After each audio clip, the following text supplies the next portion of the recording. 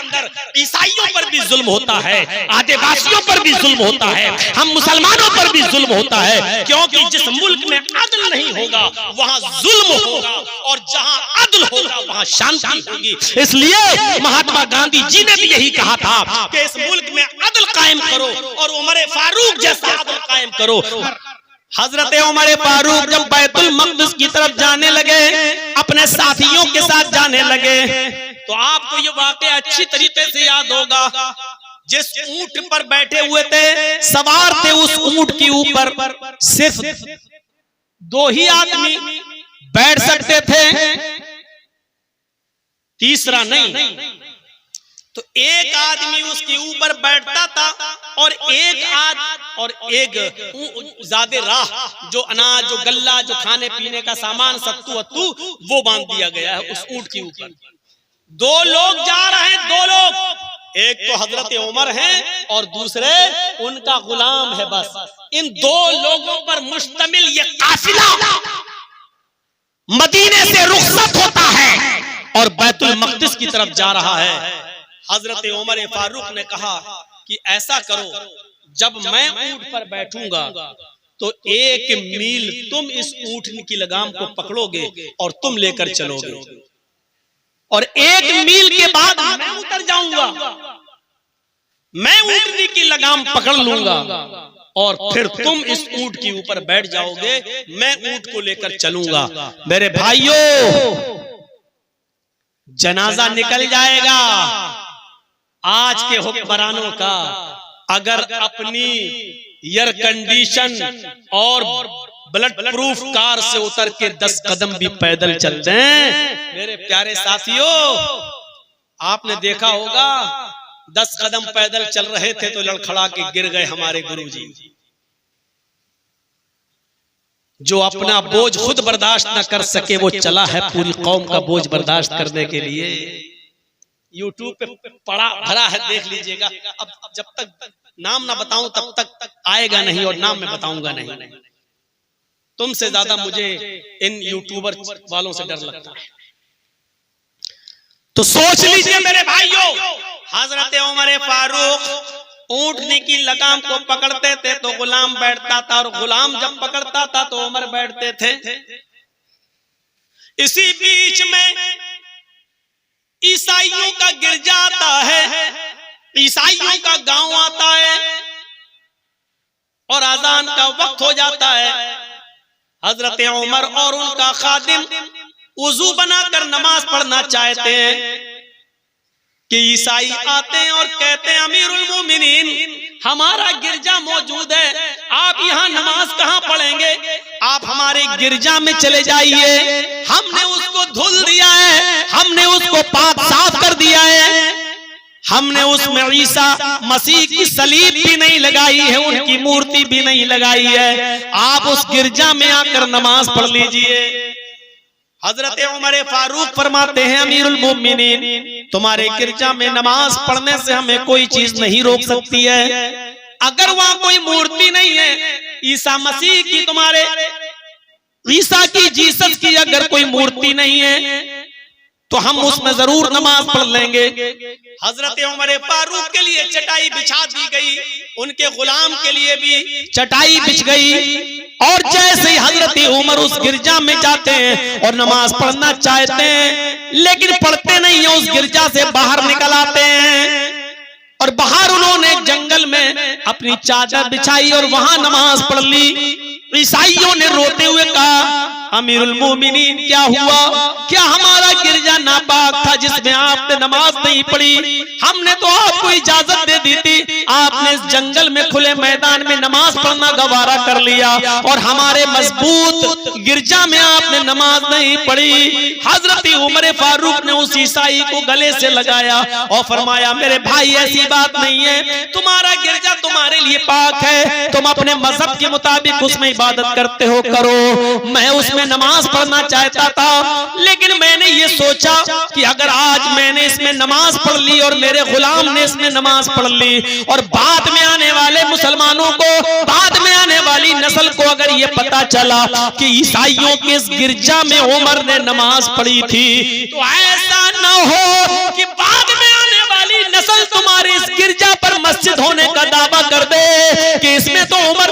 पढ़ी थी और तुम उसको गिरजा वापस न करो तो गुस्से में आकर वो तुम्हारे गिरजा को तोड़ दे और इस जगह वो अपनी मस्जिद बना ले। इसलिए मैं इस गिरजा से निकल गया ताकि बाद में आने वाली नस्ल को ये पता चल जाए कि उमर फारूक ने इस गिरजा में इसलिए नमाज नहीं पढ़ी ताकि बाद में आने वाले लोग कहीं इस गिरजा को मस्जिद न समझने लगे। हजरत उमर फारूक ने इस डर से उसमें नमाज नहीं पढ़ी कि बाद में आने वाले लोग इस गिरजा को कहीं अपने मस्जिद न समझने लगे, इसलिए इस मस्जिद पर, इस गिरजा पर कब्जा न कर लें। इन बेईमानों से कौन पूछे, इन बेईमानों से कौन कहे कि तुम्हें तो सर छिपाने के लिए फिलिस्तीनियों ने थोड़ी सी जमीन क्या दे दी कि आज तुम उसको अपने बाप का माल समझकर उस पर काबिज हो गए। जिन्होंने तुम्हें शरण दी, जिन्होंने तुम्हें पहनने के लिए, कपड़ा रहने के लिए तुम्हें झोपड़ी दी, अपनी जमीन पर तुम्हें बसाया कि तुम तो लुटे और पिटे हुए थे, तुम्हें तो हिटलर ने बड़ी बेदर्दी से कत्ल किया था। लाखों यहूदियों का कत्ल करने के बाद मुट्ठी भर लोगों को छोड़ दिया था। तुम्हें न जर्मन जगह दे रहा था, न फ्रांस तुम्हें जगह दे रहा था। तुम अरबों की सरजमीन पर गए, इन्हीं फिलिस्तीनियों ने तुम्हें शरण दी, तुम्हें अपने आप बसा लिया कि तुम लुटे और पिटे हुए थे। तुम्हें तो किसी ने सर छिपाने की जगह नहीं दी। आज ये अमेरिका जो तुम्हारा बाप बना फिर रहा है, नाजायज बाप, ये भी तुम्हें शरण नहीं दिया। ब्रिटेन ने भी तुम्हें शरण नहीं दी, तुम्हें शरण दी तो अरबों ने दी। और आज तुम हमारी बच्चों का खून कर रहे हो, आज हमारी बच्चों का कत्ल कर रहे हो। यहूदियों की ये कौम कितनी बदतरीन कौम है। हिटलर ने सारे यहूदियों को जब कत्ल कर डाला, मार डाला, तो मुट्ठी भर यहूदियों को छोड़ दिया। और उसने जब इनको छोड़ा तो कहा, लोगों मैं चाहूं तो इन मुट्ठी भर यहूदियों को भी कत्ल कर दूं, मैं चाहूं तो इन हिटलर, मैं चाहूं तो इनको भी मार दूं, खत्म कर दूं, लेकिन मैं इन मुट्ठी भर यहूदियों को इसलिए छोड़ रहा हूं कि ये कितनी नालायक कौम है, ये कितनी हरामी कौम है, ये कितनी सुअर कौम है। इसलिए इसका जायजा लेने के लिए मैंने छोड़ा ताकि बाद में आने वाले लोगों को पता चल जाए कि हिटलर ने लाखों यहूदियों को कत्ल क्यों किया। इनका हरामीपना देख ले, इनका सुअरपना देख लिया जाए, इनकी शैतानियत देख ली जाए और उसके बाद अंदाजा लगाया जाएगा कि देखो हिटलर ने इन यहूदियों को मार के सही किया।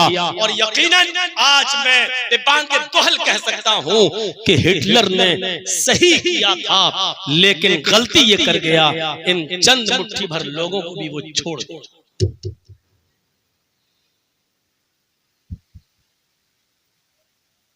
देखते हैं क्या क्या थंबल दिया जाएगा इस पर, और देखता हूं कि तुम्हें कितना रुपया मिलता है और पैसों के चक्कर में तुम किस हद तक गिर सकते हो। मैं ये भी देखती हूं, रोजाना मेरी चैनल पर नजर रहती है, रोजाना परसों तक दिखाया जाए मेरे बारे में। जरा तसव्वुर करो कि परसों में कटियार की सरजमीन पे तकरीर कर रहा हूं और टीवी पे मेरा मंजर चला है। जरा तसव्वुर करें। और एक वीडियो कट करके दी है, वीडियो, और वीडियो कहां से निकाली है उसने, उसका नाम भी इंडियन मिक्स वॉइस। इतना नालायक चैनल वाला है ये, जिसको मैं सब कुछ बोल चुका हूं, कह चुका हूं, लेकिन ये अपनी हरकत से बाज नहीं आ रहा है। मेरे भाइयों तसव्वुर कीजिए, एक तरफ अदल यहां देखिए और एक तरफ अदल वहां। हजरत उमर ने नमाज नहीं, फिर वहां से चले और चलते चलते जब बैतुल मुकद्दस आ गया, 1 मील की दूरी पर रह गया, लोग हजरत उमर का इस्तिकबाल करने के लिए खड़े हैं। ईसाइयों की औरतें छतों पे खड़ी हैं, ईसाई जमीन पर हैं, लेकिन किस्मत देखिए, किस्मत, जब 1 मील बैतुल मुकद्दस रह गया, उसी वक्त हजरत उमर फारूक के ऊंटनी की लगाम पकड़ने की बारी आ गई। गुलाम मसलम को ऊंट पे बैठना है और हजरत उमर फारूक को ऊंटनी से उतरकर ऊंटनी की लगाम पकड़ के बैतुल मुकद्दस तक जाना है। हजरत उमर फारूक ने कहा, आए असलम, ऊँटनी रोको, ऊँटनी रोक दी। हजरत उमर ऊँटनी से छलांग लगाकर नीचे गिर गए, उतरे। कहा असलम तुम बैठो। और हजरत असलम क्या कहते हैं, अमीरुल मोमिनीन, एक नहीं आज मैं 2 मील चलने को तैयार हूं। सामने लोग मंजर देख रहे हैं। अमीरुल मोमिनीन, अगर आप ऊँटनी की लगाम पकड़ेंगे और मैं आप इस ऊँट पर बैठूंगा तो आपकी इज्जत का कचरा निकल जाएगा। लोग क्या सोचेंगे, यहूदी और ईसाई क्या तसव्वुर करेंगे कि इनका अमीरुल मोमिनीन की कोई हैसियत नहीं है, गुलाम इनसे ज्यादा हैसियत रखता है और वो ऊँट के ऊपर बैठा हुआ है। हजरत उमर फारूक का जो जवाब था वो सुनिए। कहते हैं, अय मेरे खादिम असलम, अगर आज तू ऊँट के ऊपर नहीं बैठा और जबरदस्ती तुमने मुझे बिठाल दिया तो इस्लाम का कचरा निकल जाएगा, इस्लाम का जनाजा निकल जाएगा। उमर को ये मंजूर है कि उमर की इज्जत का जनाजा निकल जाए, लेकिन उमर को ये मंजूर नहीं कि इस्लाम के अदल का जनाजा निकले। आए मेरे खादिम, तुम्हें ऊँटनी के ऊपर बैठना पड़ेगा। जबरदस्ती असलम से कहा बैठो और असलम को ऊँटनी के ऊपर सवार करवाया और खुशी खुशी ऊँटनी की लगाम को पकड़ा। बारी हजरत उमर फारूक की थी, इसलिए ऊँटनी की लगाम को पकड़ के चल रहे हैं। जब करीब आते हैं तो ईसाई चीख चीख कर कहते हैं, मुसलमानों, तुम्हारा अमीरुल मोमिनीन क्या वो है जो ऊँट के ऊपर बैठा हुआ है और चला रहा है? क्या अमीरुल मोमिनीन तुम्हारा वो है? क्या उसी की फौज ने बैतुल मक़दिस को फतह किया है? क्या वही है जो फातिहाना दाखिला कर रहा है? तुम्हारा अमीरुल मोमिनीन जो ऊँटनी पर सवार है, क्या वही है जो ऊँटनी पर बैठ कर आ रहा है? और मुसलमान आंखों में आंसू भरते हुए रोते हुए कहते हैं, नहीं ईसाइयों, यहूदियों, मेरा अमीरुल मोमिनीन तो वो है जिसके हाथ में ऊँटनी की लगाम है, जिसके हाथ में ऊँटनी की लगाम है और वो ऊँटनी को लेके चला रहा है। और उस ऊँटनी के ऊपर जो बैठा हुआ है वो तो उसका खादिम है, वो तो उसका गुलाम है। क्या करें, आधी आधी दूर, एक एक मील दूर दोनों एक ऊँटनी की लगाम पकड़ते थे। बैतुल मक़दिस आने से पहले हजरत उमर फारूक की बारी आ गई। हजरत उमर ने इंसाफ का मर्डर नहीं होने दिया, अपने खादिम को ऊँट पे बिठाया और ऊँटनी की लगाम खुद पकड़ ली। जब नीचे उतरे तो लोग हजरत उमर फारूक से गले मिलने लगे।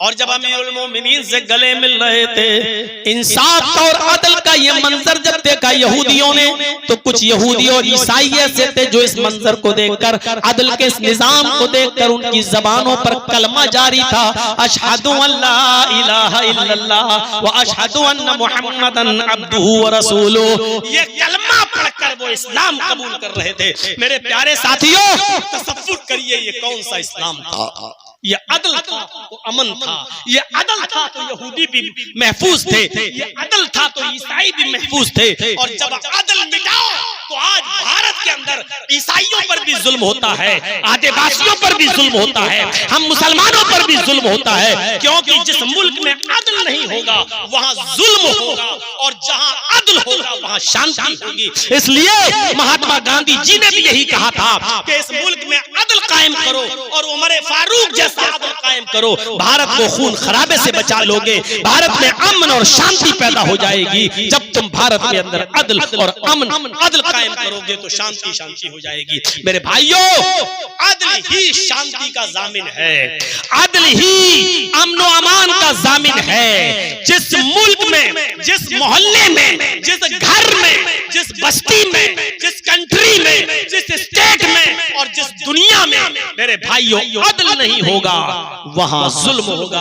अक़वाम मुत्तहिदा अगर अदल करने लगे तो इस्राइल और फिलिस्तीन की जंग 1 मिनट में रुक जाए। लेकिन अफसोस यह है कि संयुक्त राष्ट्र भी, अक़वाम मुत्तहिदा भी अमेरिका के दबाव में काम करता है। जैसे आज हमारे मुल्क के अंदर बहुत से गवर्नमेंट के विभाग और बहुत से सरकारी डिपार्टमेंट जैसे हमारे मुल्क के चौकीदार के दबाव में काम करते हैं, उसी तरीके से अमेरिका के दबाव में आज अक़वाम मुत्तहिदा भी काम करता है। इसलिए वो कड़ा फैसला नहीं ले पाता है।